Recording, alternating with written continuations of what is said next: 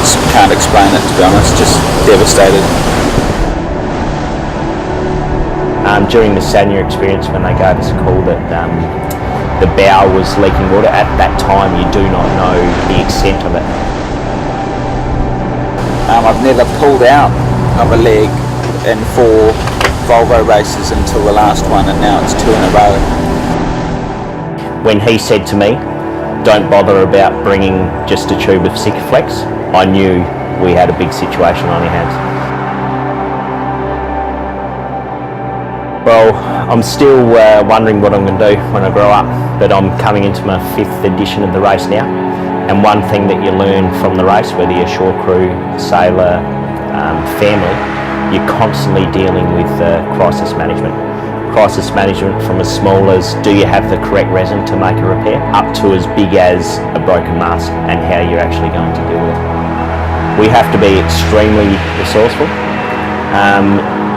A general rule in crisis management, you need to improvise 20% with everything, because nothing can be written in paper. But in this job, I think you need to improvise at least 50%, because you can have everything down on paper and a mast may break, but that mast is never going to fall down in the exact same place, in the exact same conditions. So you're never going to deal with the exact same situation.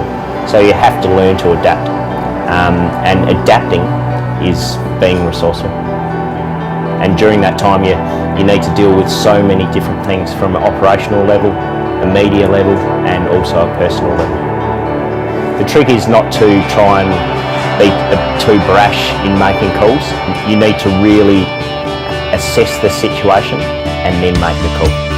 To face a challenge so enormous is actually quite exciting, in the sense of we had to build a full set of carbon fibre rigging in Madagascar on a shipping wharf.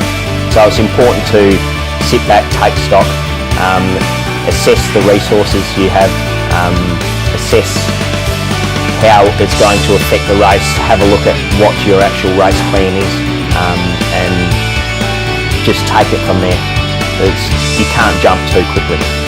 This time it's different in the Volvo Ocean Race because we have the advantage of a one design boat, we have the advantage of all the same suppliers, and we have the advantage of having 7 teams on the start line.